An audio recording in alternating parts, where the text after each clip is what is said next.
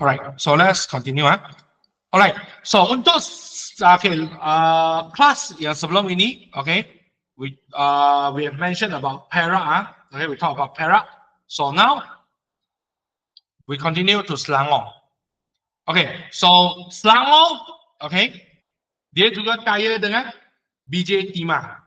So kekayaan biji timah di Kuala Sungai Selangor, dia menarik ramai pedagang luar ke Kuala Selangor. So pada 1790 tahun, so Sultan Ibrahim dan Belanda, so Sultan Ibrahim dan Belanda dia menandatangani perjanjian penjualan hasil timah antara Selangor dengan Belanda.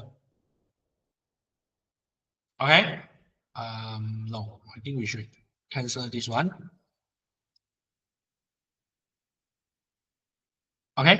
So now this is how. So secara rumusannya lah. So Selangor dengan Belanda sebelum ini they are the business partner for the what you call tin business. Alright, now. So pada abad ke-18, kekayaan negeri Melayu diakui oleh pedagang persendirian. So maksudnya pedagang those private businessmen, they acknowledge the riches of the Malay negeri Melayu. So surat Francis Light kepada Governor General British di India pada 7 Januari 1789, dia memerihalkan bahawa Perak menghasilkan 5,000 piko biji timah setiap tahun dan mempunyai kontrak perdagangan dengan Belanda di Melaka. So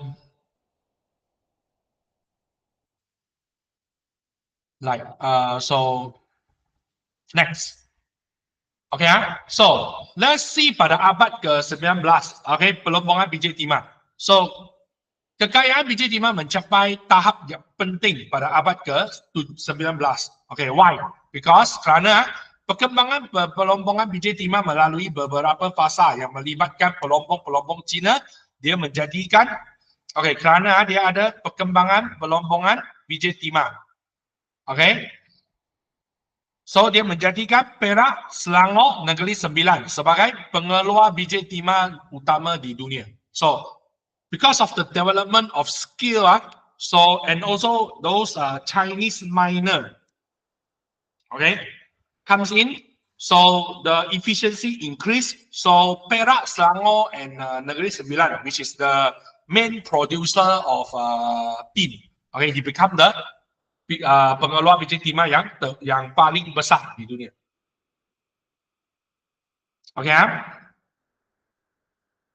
Alright, so di Perak, tempat pelombongan yang besar adalah Lalut. Lalut is Ipoh nowadays. Dan Lalut, no. I think is Kinta. I think Kinta is near to the Lembah Kinta is near to Ipoh. I think Lalut is near to Taiping nowadays. I think.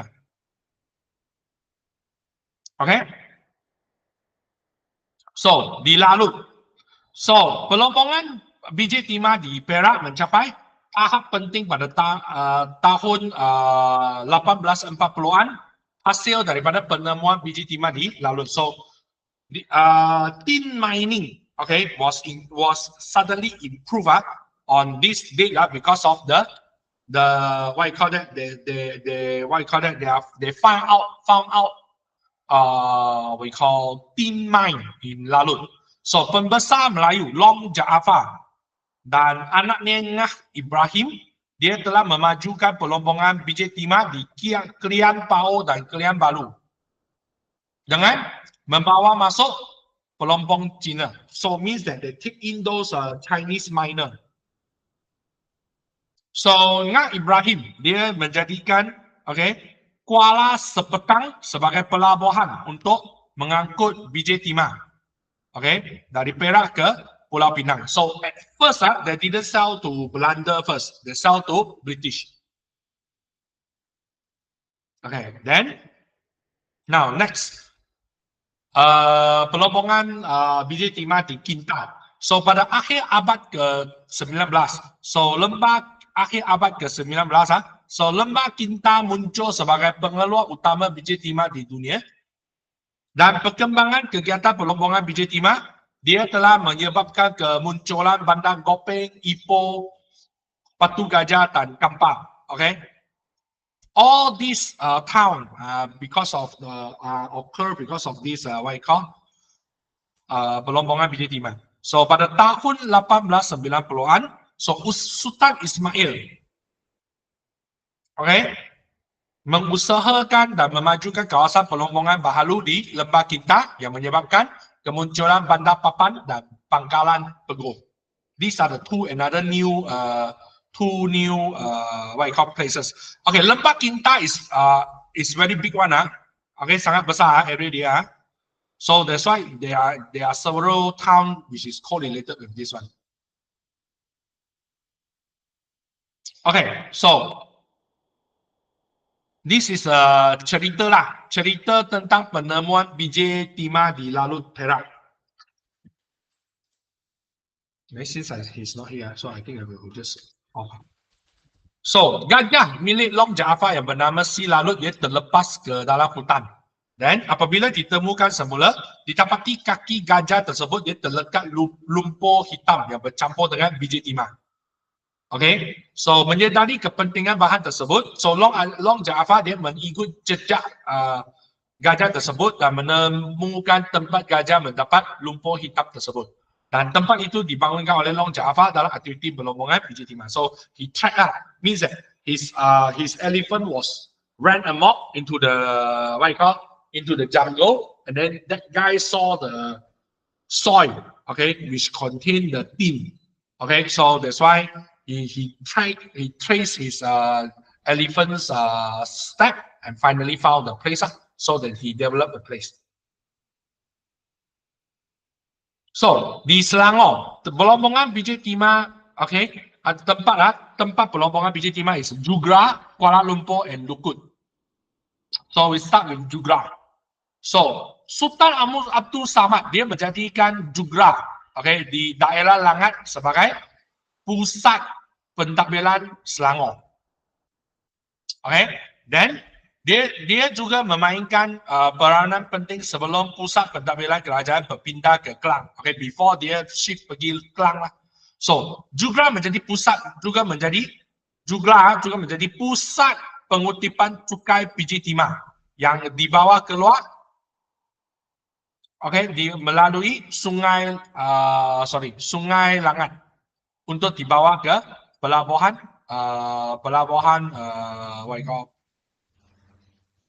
Pelabuhan Melaka.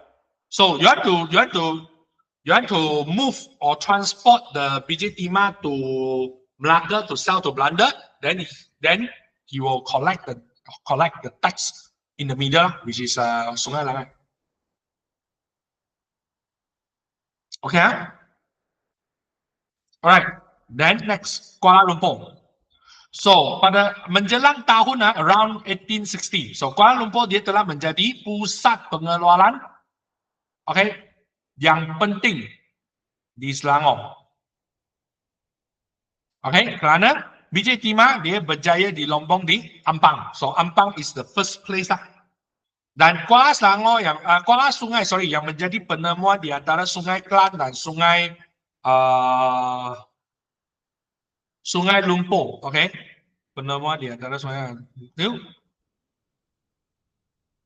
Lumpur dijadikan pangkalan untuk mengangkut biji timah. So they use this lever. I mean the main lever in Kuala Lumpur. They use it to transport the biji timah.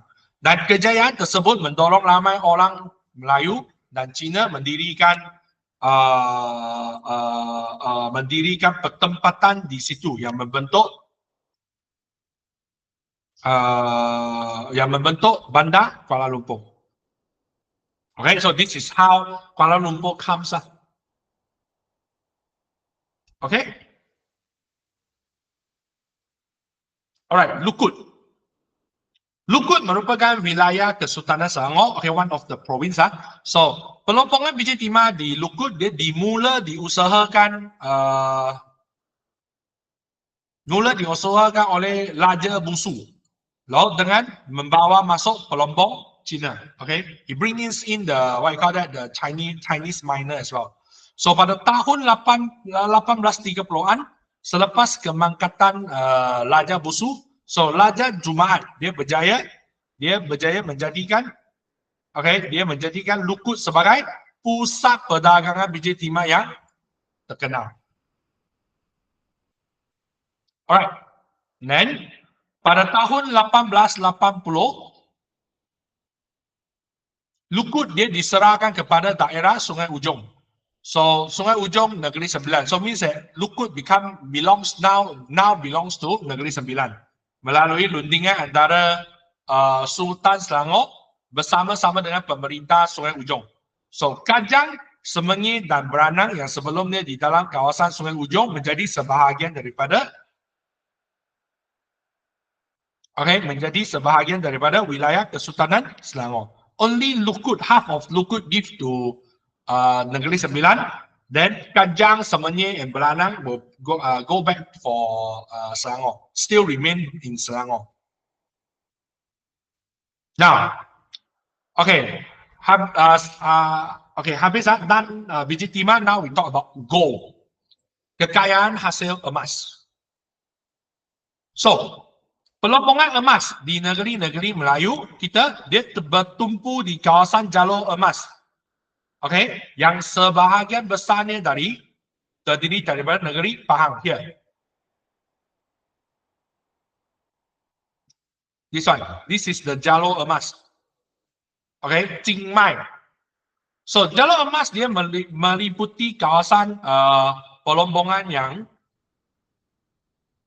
terdapat di laut dengan berkeluasan 14,000 batu persegi. So means that 14 mile square lah.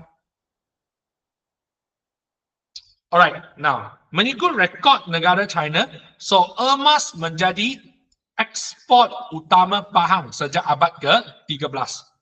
So menurut catatan Portugis pula, abad ke-16, okay, emas yang dihasilkan di negeri Pahang diperdagangkan di Melaka dan Sultan Pahang juga menggunakan emas sebagai hadiah. Okay, emas sebagai hadiah kepada negeri lain. Okay, now, so let's see So, lokasi, the place So, pelompongan emas telah dilakukan di hulu Pahang, iaitu sekitar Sungai Tembeling, Sungai Jelai dan Sungai Semantan here, these three. Alright, here, Sungai Tembeling, which is near to laut, Sungai Lepat, okay, and Sungai, this one is Sungai Lepat, and then I think there's a Sungai Jelai, I think. Sungai Jelai, I can't saw it, but it's near here lah. Oh, here, I think it's here. Sungai Jelai, near here.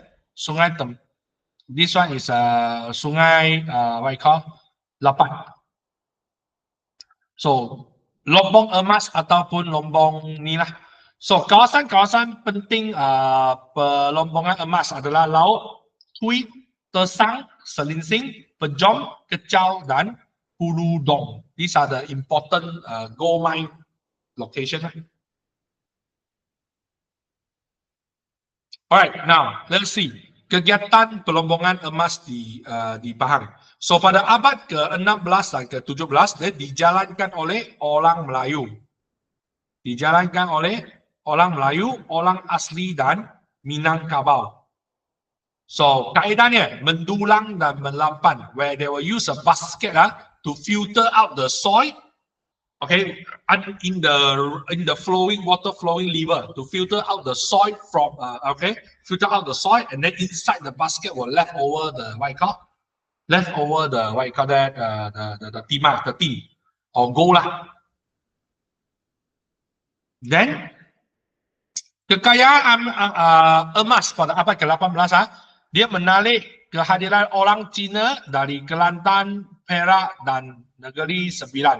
So the way they use is melampan. Almost similar lah. So pada abad ke-19, so Sultan Ahmad dia memberi konsesi kepada orang Eropah untuk memajukan kegiatan pelombongan di Pahang. So pelombong Eropah dia menggunakan kaedah lombong dedah atau lombong bawah tanah. Lombong dedah means that they will start to gali. I mean they will start to get it from the surface of the land. Or lombong bawah tanah, they will use tunnel. Tunneling is a tunneling method. Okay. Alright, 3.2. Perluasan kuasa British di Perak, Selangor, Negeri Sembilan dan Pahang. You see, they have lots of lombong, right? Lombong biji timah and lombong emas. So it means that they are rich in resources. So now the English comes in. So perubahan yang berlaku di Eropah, terutamanya perkembangan perkembangan industri menyebabkan British memerlukan bahan mentah yang mencukupi. Why? Untuk menjamin pengeluaran hasil industri di Eropah. So kemakmuran negeri-negeri Melayu yang kaya dengan biji timah, so mendorong British dia berusaha meluaskan kuasa ke these four province. Now, pelbagai strategi digunakan oleh British untuk meluaskan kuasa. So mereka melaksanakan manipulasi, desakan, ugutan dan perjanjian untuk meletakkan negeri Melayu di bawah pengaruh British.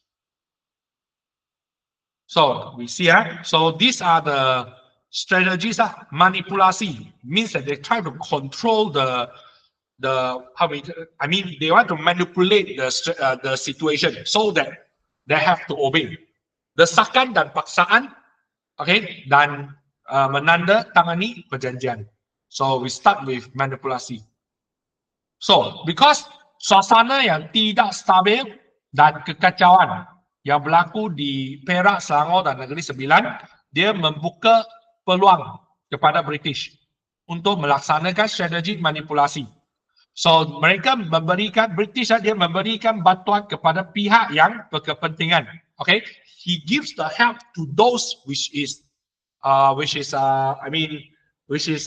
good to them lah. Untuk membolehkan so that British boleh meluaskan pengaruhnya di negeri Melayu.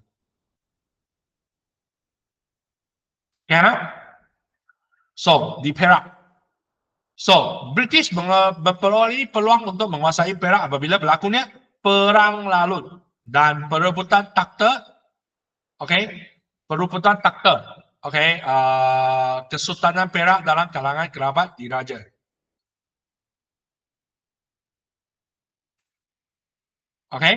So Governor negeri Selat, Andrew Clark. So Andrew Clark, Governor, dia mengambil peluang daripada kedua-dua peristiwa tersebut untuk campur tangan, dan bertindak sebagai orang tengah untuk menamatkan kekacauan. He used this opportunity like became the personal who will try to stop the situation.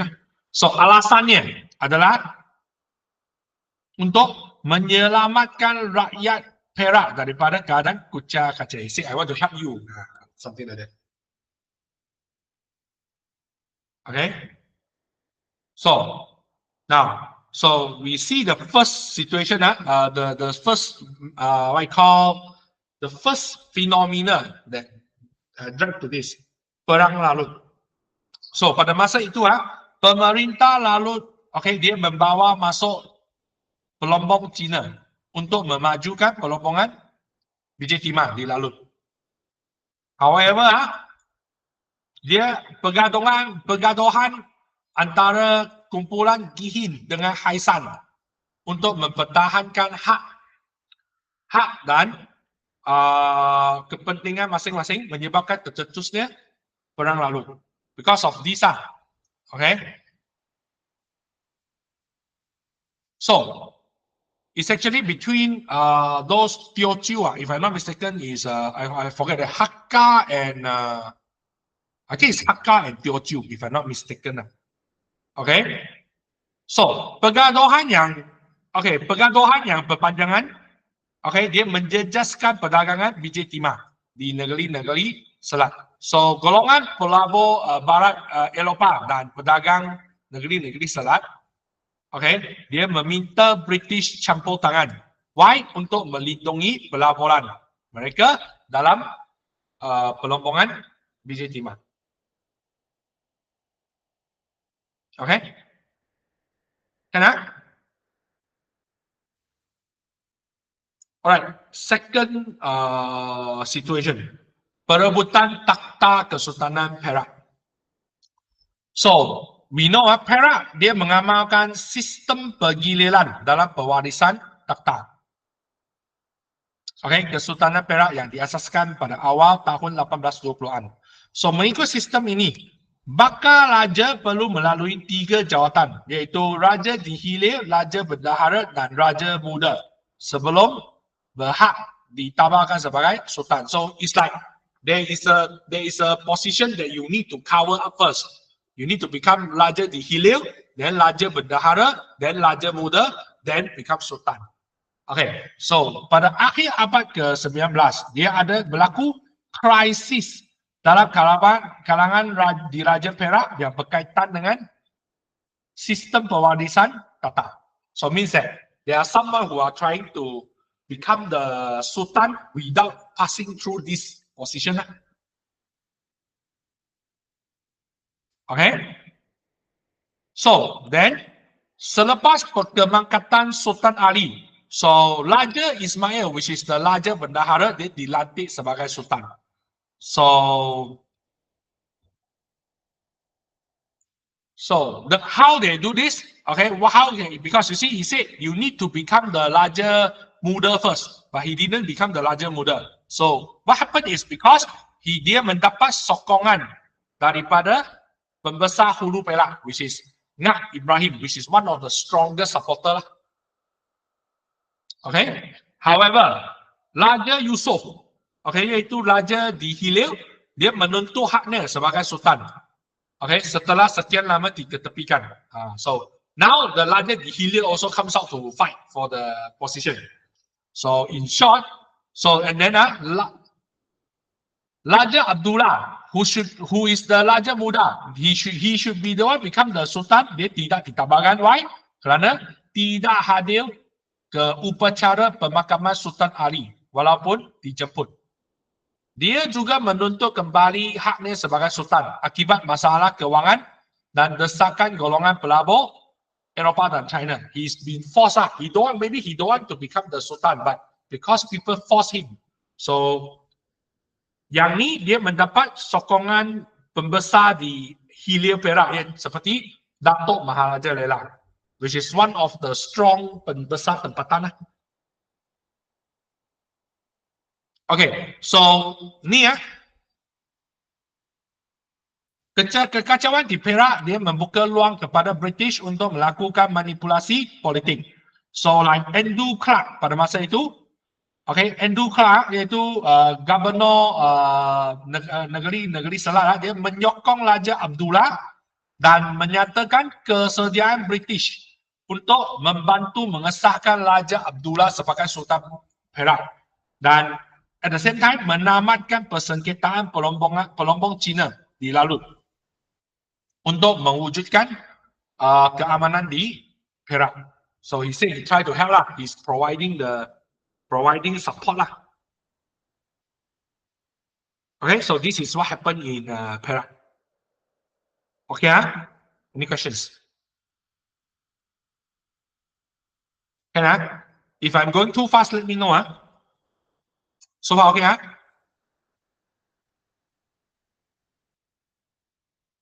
no problem, good. All right.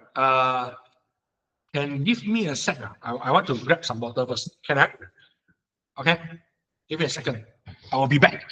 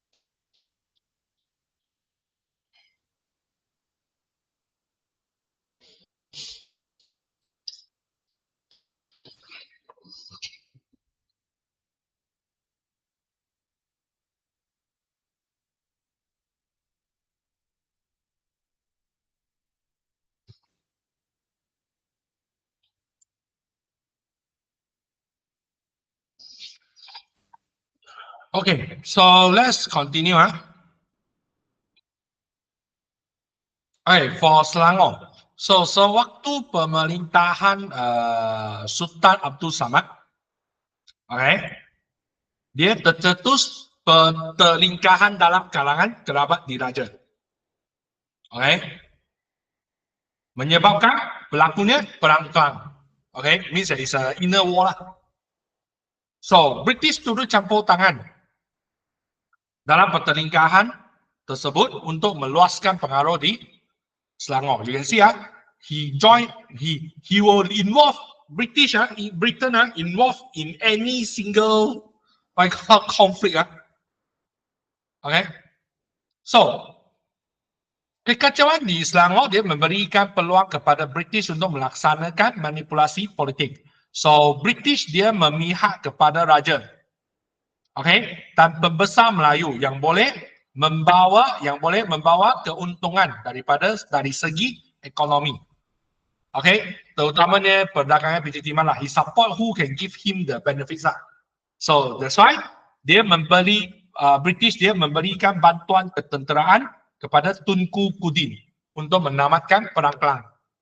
So because melalui bantuan tersebut, British dia mengharapkan Sultan Selangor sedia menerima perlindungan British bagi mewujudkan kestabilan di Selangor. Okay, he's trying to put in his men. Okay, Britain. He's trying to put in his men so that he can control the politics. Okay. Now, so pihak yang terlibat dalam perang kelang, okay, which is the first one, which is Raja Abdullah bin Raja Jaafar. So Raja Abdullah. So dia memperoleh dia mempunyai hak mentadbir daerah Kelang daripada Sultan Abdul Samad. So dia berjaya memajukan daerah Kelang sebagai pusat pengeluaran biji timah dengan pembukaan lombok di sekitar Ampang dan Kuala Lumpur. So dia mendapat sokongan daripada kumpulan Aisan.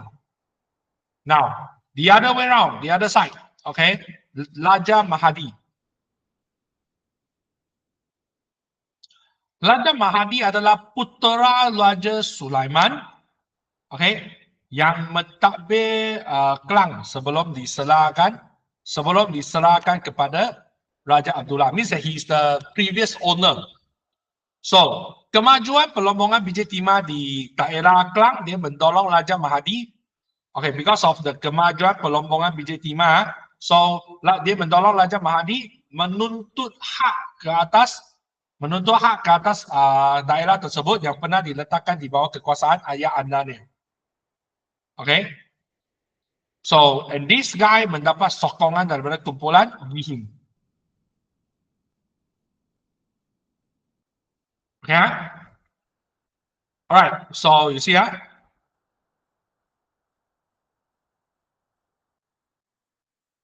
Nah, this one no need, useless. Next, manipulasi British di Sungai Ujong Negeri Sembilan. So why this happen? Because terdapat perbalahan pembesar Melayu di daerah Sungai Ujong. And Sungai Ujong kaya dengan biji timah. Because cukai lo always money lah. You see the old Malay pembesar Melayu they all quarrel because of money. Okay? Can I?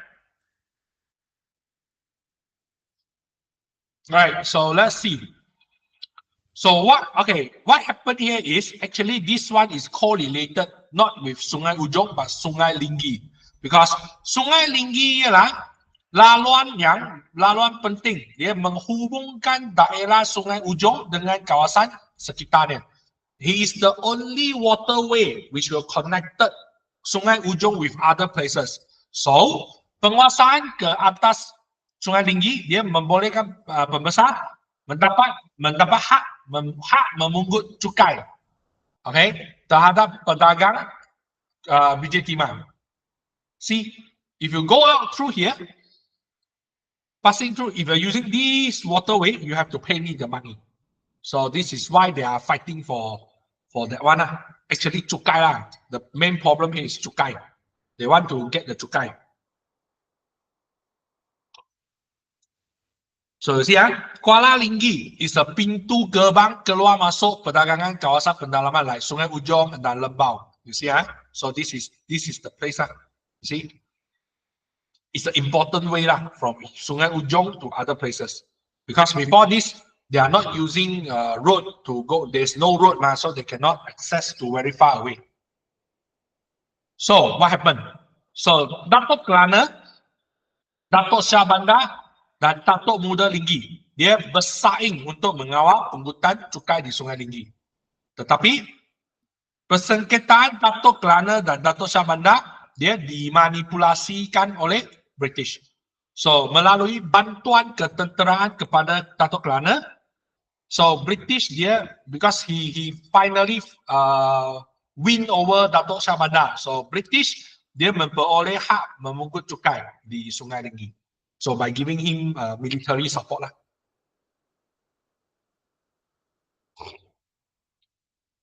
Okay, dan perbalahan membesar di daerah Sungai Ujong dan persaingan untuk menguasai Sungai Linggi, dia telah menjejaskan kegiatan perdagangan di negeri-negeri selat. So this is the main reason why he wants to step in. Dan manipulasi British dalam konflik ini, dia berjaya meletakkan daerah Sungai Ujong yang kaya dengan biji timah di bawah kekuasaan British. Okay, then so this is how lah. Not really due to the picture, because of the picture. The text is formed because of you need to pass through, right?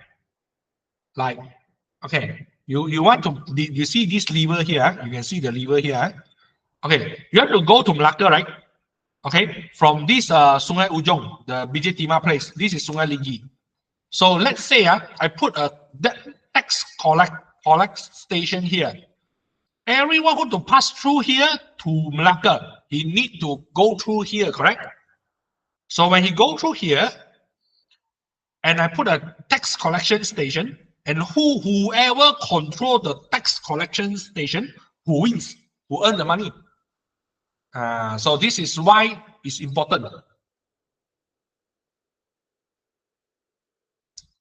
Here, not because of the photo lah. The photo is just as the what you call. So this is the what you call the Pantech lah. The what we call that the station lah. The collection station. All right. Now, second what you call the second method he used, desakan dan paksaan. Okay. So British juga menggunakan strategi mengugut dan mendesak pemerintah tempatan untuk menerima perlindungan British. So what he do?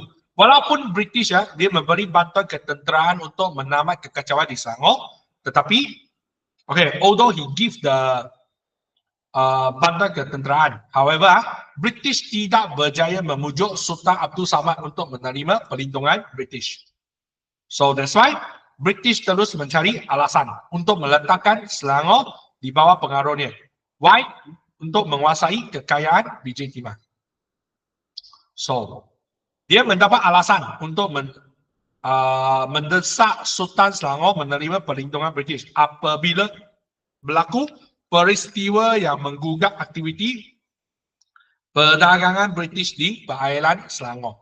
So something happened. So let's see what happened, which is the lompakan kapal dagang. So pada tahun 1873, kapal dagang British, dalam pelayaran dari Pulau Pinang ke Melaka, dia dilompak berdekatan dengan perairan Kuala Langat. Dan Kuala Langat terletak di Selangor. So he used this issue to force the Sultan Selangor sign the uneven contract. Okay, and then another way, pada 1874, dia terdapat serangan terhadap rumah api di Tanjung Lachado. Tanjung Lachado is near to Negeri Sembilan nowadays. When you go to Seremban, they say go and see the lighthouse. Is this the Lachado one? This one. So what happened is, okay, this one is for the what you call that Negeri Sembilan. Okay, this is Negeri Sembilan. Then for Pahang. So, British dia tidak mempunyai ruang untuk melakukan manipulasi dan memaksa Sultan Pahang menerima perlindungan British. Why? Kerana di Pahang tidak berlaku kekacauan, okay, dalam kalangan kumpulan pelombong Cina yang boleh dijadikan alasan oleh British untuk campur tangan. That's why dia tidak mempunyai ruang untuk melakukan manipulasi dan memaksa Sultan Pahang. Because there's nothing. It's really peace here. However, and Sultan sama dia berhati-hati dalam rundingan dengan pihak British yang berusaha memujuk baginda menerima perlindungan British. So pada tahun 1887, British mendapatkan bantuan Sultan Abu Bakar dari Johor untuk memujuk Sultan Pahang menerima wakil British di Pahang. Okay, so however, it's not success as well. But in 1888, okay, British dia memperoleh peluang untuk mendesak dan memaksa Sultan Pahang menerima perlindungan British. Why? Kerana kematian seorang lelaki berbangsa Cina yang bernama Goh Hui yang ditikam di pekarangan istana. This guy was being how to say, pierced to death near to the the palace. So finally, okay, so British he said Goh Hui is rakyat British. So Sultan diminta bertanggungjawab atas kematian rakyat tersebut. So he has to take the responsibility. Hence, Sultan Pahang dipaksa menerima perlindungan British. Kerana he said, because of the death of this guy, he said Sultan tidak mampu mewujudkan keadilan dan ketenteraman awam. Okay?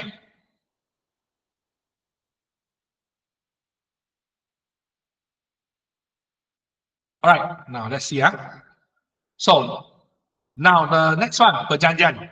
So, bagi mengukuhkan kuasa, British dia juga mengadakan perjanjian dengan pemerintah tempatan untuk mengikat persetiaan menerima pengaruh British dalam pentadbiran negeri-negeri Melayu.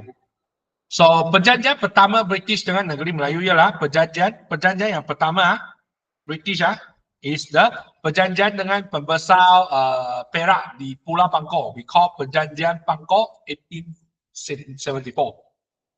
This is the first ever. So that time Andrew Clark dia memanggil ketua kumpulan Jihin dan Haisam untuk menamatkan perselisihan faham antara mereka. Yeah, he's trying to solve their what you call that 他们的矛盾要解决他们之间的问题。So pembesar Melayu yang bertelaga dipanggil untuk berunding di Pulau Bangkok bagi menamatkan perselisihan di Perak. So terdapat Raja Abdullah, Ngah Ibrahim dan Dato' Sago. And then Sultan Ismail dan Raja Yusuf tidak menyertai rundingan tersebut. He didn't join. So here in this perjanjian Bangkok, Raja Abdullah, okay, diiktiraf sebagai Sultan Perak. Raja Ismail, okay, dibenarkan memakai gelaran Sultan Muda dan diberikan sebuah jajahan kecil untuk ditapir. So they give Raja Ismail a small place as his own territory. Then Sultan dia kena menerima seorang resident British. Dan nasihatnya, the main idea here is nasihatnya mesti diminta dan dipatuhi dalam semua urusan pentadbiran. Okay? Kecuali berkaitan dengan agama dan adat. You see, this is not a resident. This is not a penasehat. Now this guy, the power is like he's the actual sultan already. Okay.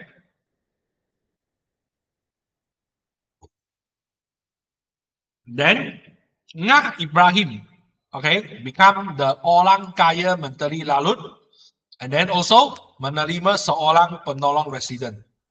Dan British dia berkuasa penuh ke atas pungutan cukai di Perak.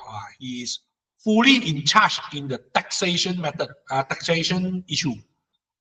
So see, this is actually the main thing he wants actually. Okay. Now, okay, then perjanjian British Sungai Ujong. Okay, now this is the second one already. Okay, perjanjian British Sungai Ujong. So Datuk Kelana become the pemerintah Sungai Ujong because he give him the military support. And British mempunyai kuasa penuh memungut cukai di Sungai Ligi. So see, in the end, he aimed for the tax actually. Okay. Now, this is the second one. Oh, okay.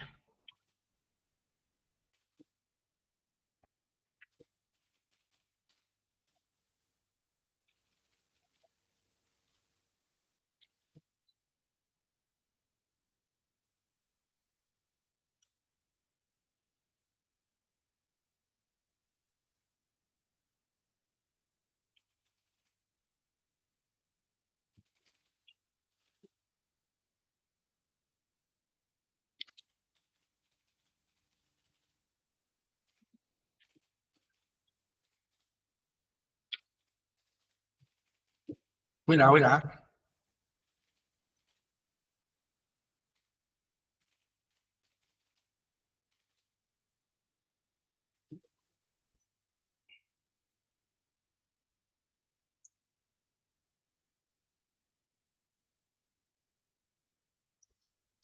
Okay, next. Then perjanjian British Selangor. So British, okay, what happened? So British will membantu Sultan memerintah negeri, where J.G. Davison, okay, menetap di Klang. So he will be in charge in Klang. Frank Sydenham menetap di Langat, okay, untuk membantu pentadbiran Selangor. You know what's the why must be Klang and Langat? Try to revise what we learned just now. Why he need to put men in Klang and Langat? Because these two are the place what location?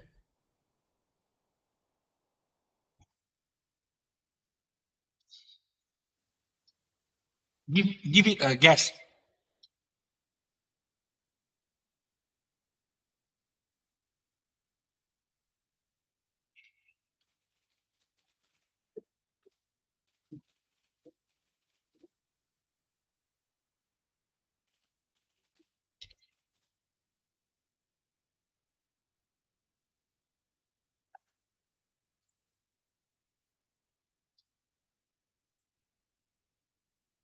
No, it's not really front line. It's because of these two are the main location for the mining. Okay, Lombok, Biji Timah Utama di Selangor. Okay,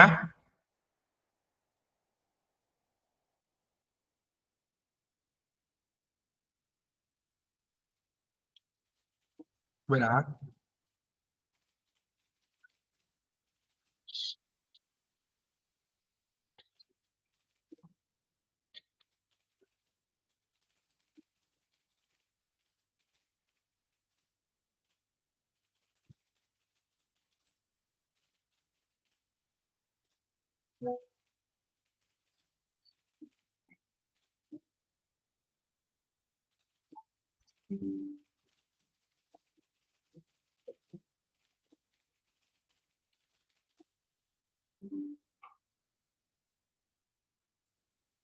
Okay,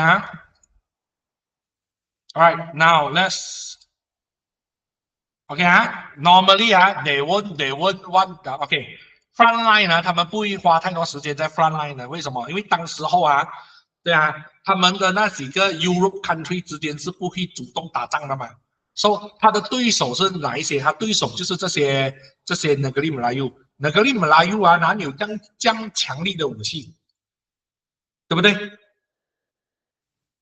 他们是很弱的国家吗？所以，所以他应该不会花，他不大会花太多的心思在 front line 的，直到 World War II。OK， so mostly if they ask in your questions if they ask why okay, is due to the Lombok. Mostly is Lombok PJ Timah. Then with Pahang. So British menempatkan seorang wakil, okay, yang mempunyai kuasa seperti pegawai konsul di Pahang. So it's like something like resident lah.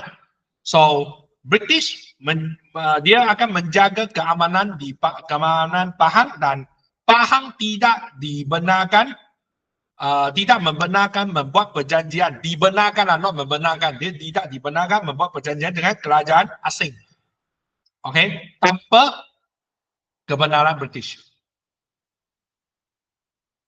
Okay, can I? Alright, next. So, then perjanjian British Negeri Sembilan. So, perjanjian ini dia lebih memihak kepada British berbanding dengan manfaat yang diperoleh negeri Melayu. Okay, it's more towards the Britain. Why? So, bagi mengesahkan pelbagai perjanjian terdahulu yang bertulis dan yang tidak bertulis, dan yang Tuan Besar sering menanti dengan undang Johor Sungai Ujong bla bla bla, secara dengan ini secara perasingan meletakkan diri mereka dan luar mereka di bawah naungan kerajaan British. So means that because okay, they want to how to say, they have to make sure that their position as the ruler, okay, is okay, stable or acknowledged. So all these guys, okay, blah blah blah, okay, so they put themselves and their what you call luat means that their how to say, their men under the Britain protection, so called okay. All right. Now, so until here, any questions?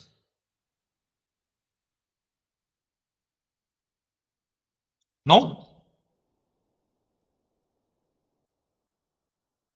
No lah. Okay, you see, all these perjanjian okay, semua perjanjian ini dia berkaitan dengan satu pegawai, right? Pegawai dia di mana British akan menempatkan pegawai di dalam kepada Sultan, correct? So this move, okay, cara ini telah membentuk sistem resident. See, dengan ini dia meletakkan sistem resident, where British dia menempatkan resident melalui perjanjian yang telah dibuat dengan pemerintahan tempatan dan raja-raja Melayu. So, what's his function? First, sebagai penasihat. So, dia menasihat raja-raja Melayu dalam semua ewa pentadbiran. Almost everything, okay, he can involve, except kecuali agama Islam dan adat Melayu. These two cannot. Dan semua nasihat hendaklah diikuti dan dipatuhi. You have to follow. When he said, "Oh, I think you should like this, like this," Sultan cannot disobey. He must obey and do it. So you see, now the residents so-called are the penasihat, but he's actually the actual one who do the job.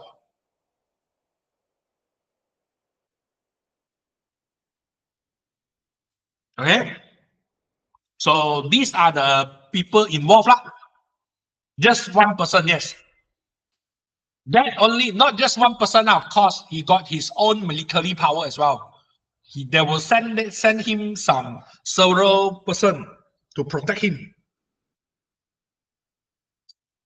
Okay, so we have a J.W.W. Birch. Okay, J.W.W. Birch, which is the first resident British yang pertama di Perak. Rajanya pada masa itu Raja Sultan Abdullah. J.P. Roger, Pahang Wan, Sultan Ahmad. And then Martin Lister, the resident pertama di Negeri Sembilan. Pada masa itu Raja Negeri Sembilan adalah Yang Tuan Besar Tunanku Muhammad. And finally, J.G. Davison, resident pertama di Selangor. Okay, and the Sultan that time is Sultan Abdul Samad. Okay, this one, okay, you have to how to say, remember the name and the Sultan that time, the first one, because they were asked in ABCD, the objective. All right. Okay, you better jot down, I think. Normally it will come out in exam. You better jot down, I think. Maybe you find something to jot down. This jot down is to improve your memory only.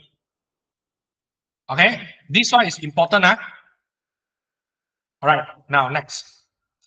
So let's see the characteristic ciri-ciri sistem resident. So first, kedudukan sultan dan pembesar dikekalkan. They still maintain their position. But nasihat British mesti diterima dan sultan tidak lagi boleh membuat undang-undang seperti sebelumnya. Okay, you cannot do your own rules anymore. All these what you call, all these undang-undang has to get the approval from British. And sultan dan pembesar kehilangan kuasa pentadbiran dan pungutan cukai. They no longer have the power to rule and the tax collection power as well.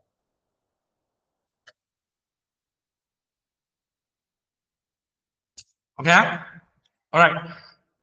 Now next, resident dia mengambil alih pentadbiran pada peringkat pembesar dan negeri. So he took over their job. Okay, he took over the ruling job, the what you call, the execution job. Okay, from the pembesar. Okay, and then all these pembesar diganti oleh pegawai British. So you see, like I said, it's not just him alone, but there are some people following him as well. Dan jabatan dan sistem corak barat digunakan untuk menggantikan sistem pentadbiran tradisional. So means that it's no longer like the old pembesar. Like pembesar, let's say Joey, you are the sultan. You said, okay, Lee, you go to let's say Temelong. You will be the pembesar Temelong. So I mean, if the old way is I go to Temelong to become the pembesar, so I will be like the king. I will be almost like a king in Temelong. Nowadays, no more. Resident doesn't allow this. All this falls under every jabatan, and the jabatan will report to the resident. So in short, all the power on the land or anything are all focused on resident alone. So resident become overpowered. Okay. Yeah. Now next, pembentukan negeri-negeri Melayu bersekutu. You see, just now these four what you call, we already said sistem resident. Okay, diterima di 4 negeri. Negeri Sembilan, Selangor, Perak dan Pahang.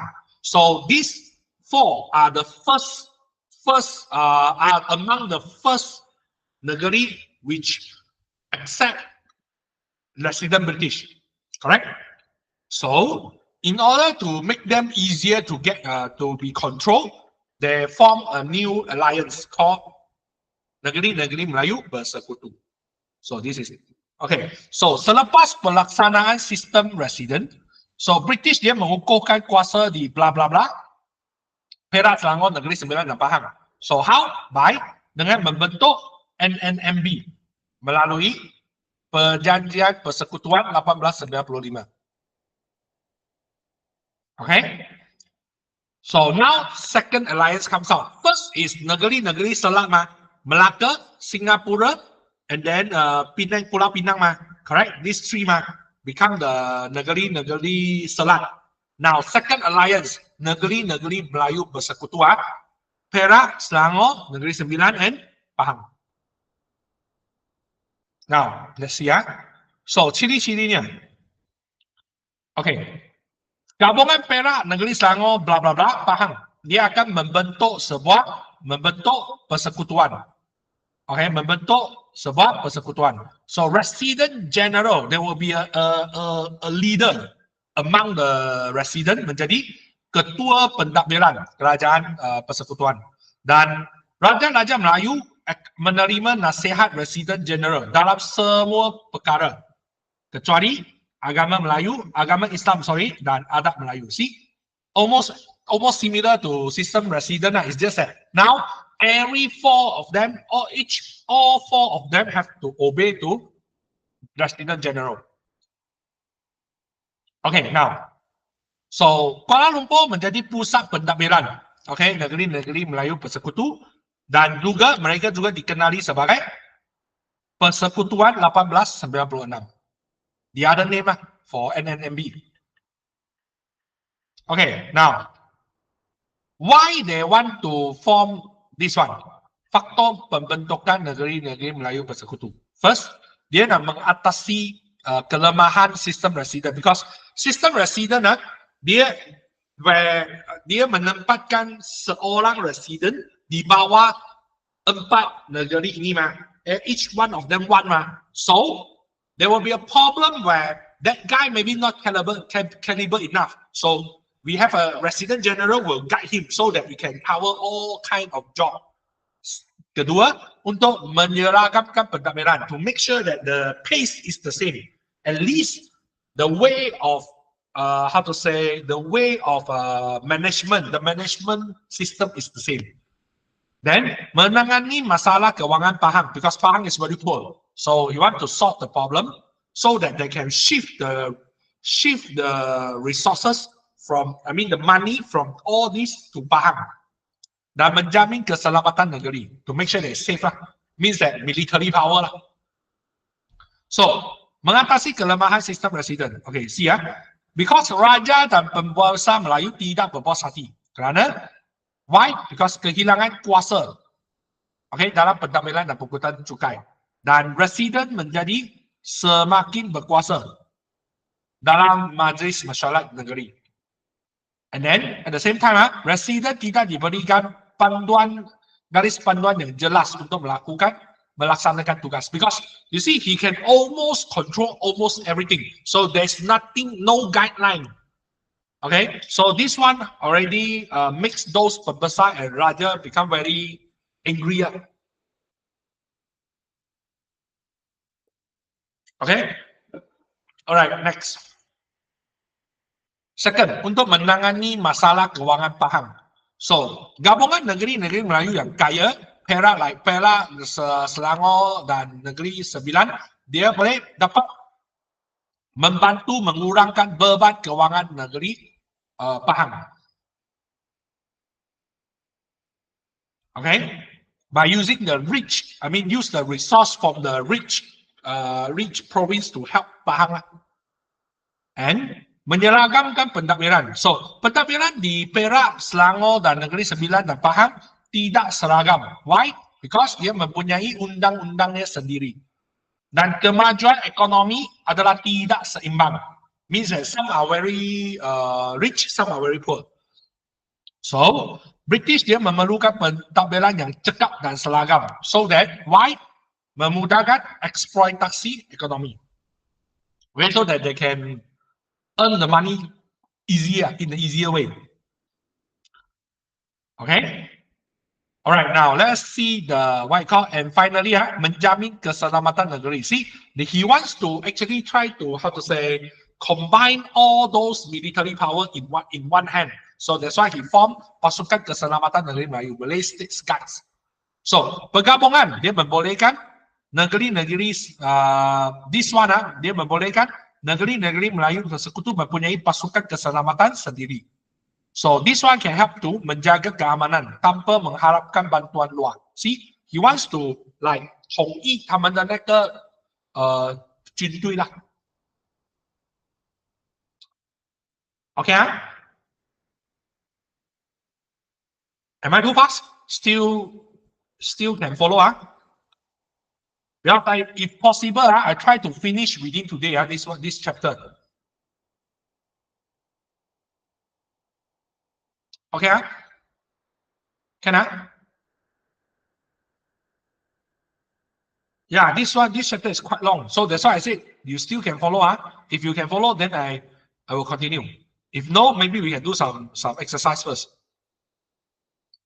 Okay, all right. Then we go on. So pentadbiran. Now we talk about the management. So negeri Melayu. Okay, like just now dia diketuai oleh Resident General. Okay, just now.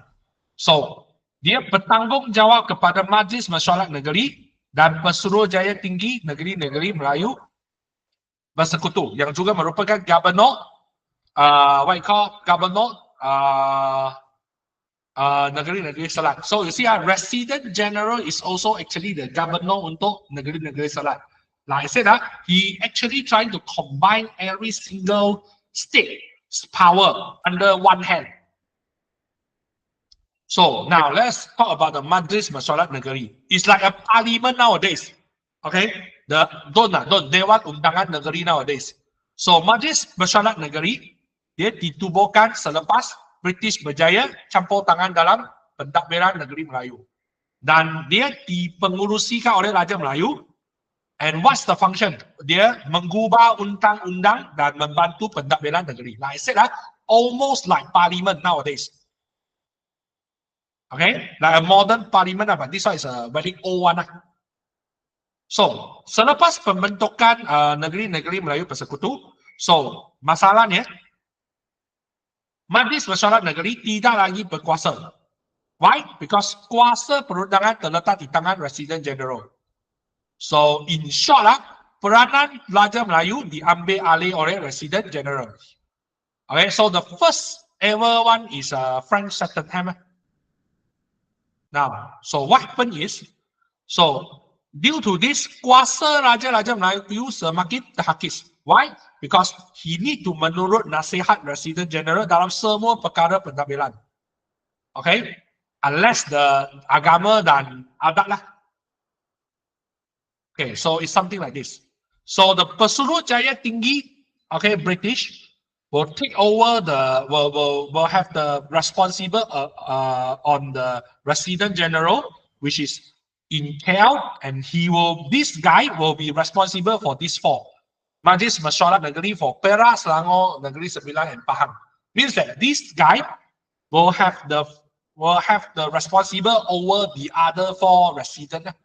So these four residents will park under this Resident General, and this Resident General will park under Pesuruhjaya Tinggi British at the same time, who is also the Governor for Negeri-Negeri Selat.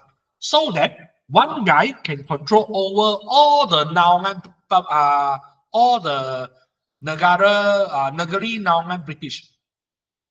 You can understand, huh? Okay, good. Now let's continue. So this is also. Then they form a new one, Majlis Mesyuarat Persekutuan. So in 1909, British menandatangani perjanjian dengan Raja-Raja Melayu. Why? Untuk menubuhkan Majlis Mesyuarat Persekutuan. So dia berkuasa meluluskan undang-undang, okay, di negeri-negeri Melayu Bersekutu. Means that he combined all these four Majlis Mesyuarat Negeri into one Majlis Mesyuarat Persekutuan. So that every single state, semua negeri akan menuruti satu undang-undang sahaja. Okay, so let's see.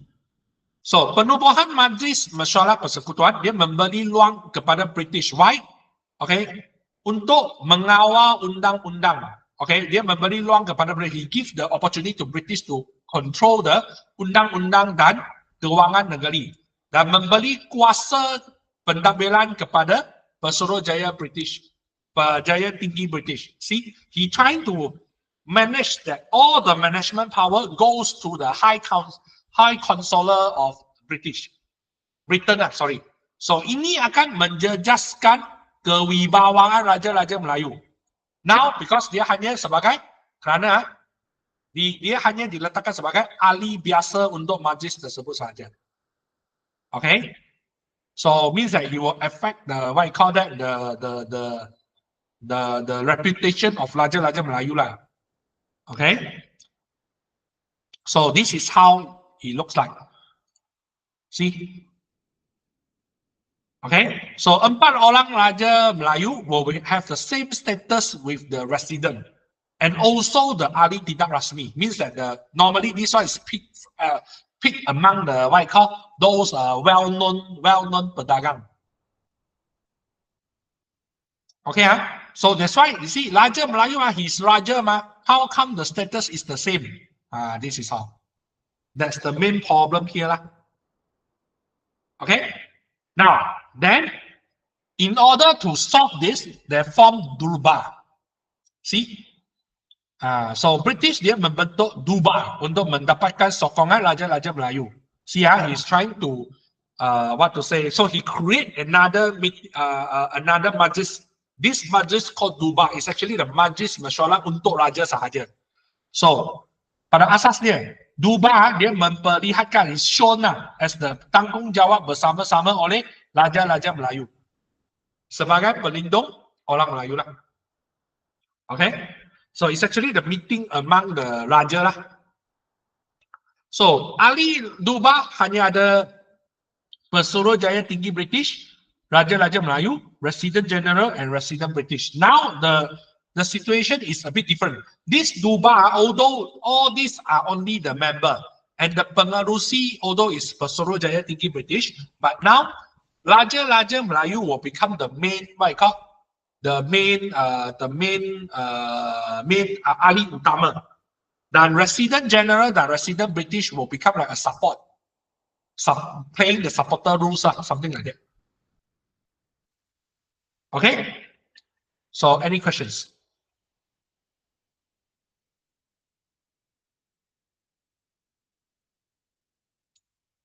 Okay, so Joey, any questions? No, so far. All right. I think I give you a question. I think I give you a questions first. Wait, give me a sec. Give me a second. How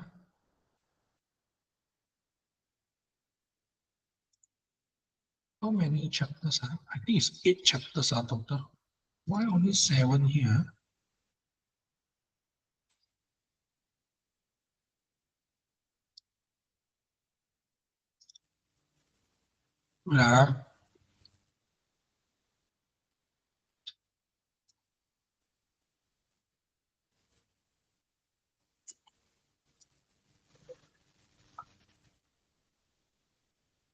Try, I guess, wait, try, shall I send you this? I think I sent to your,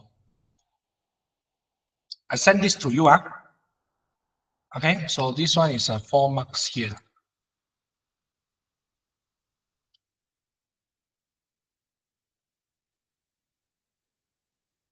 Yeah, try to do this.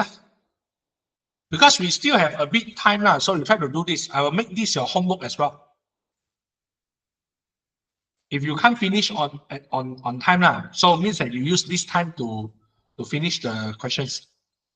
While I send you the what I call.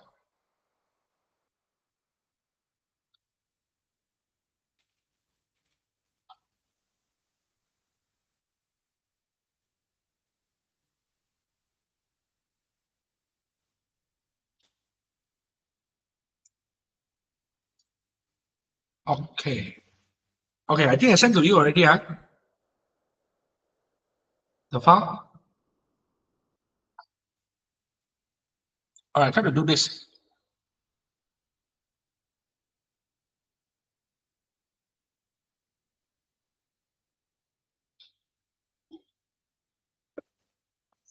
Okay, please allows me to go to toilet.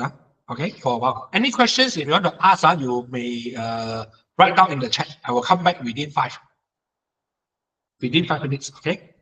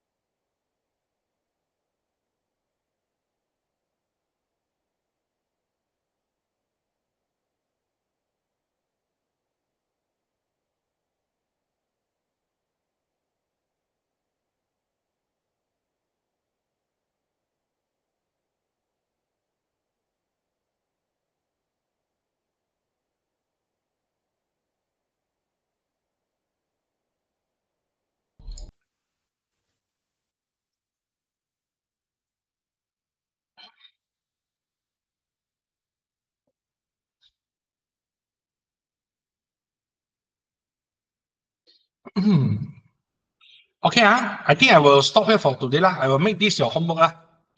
All right. Okay, next week we discuss. Okay, see you. Bye bye.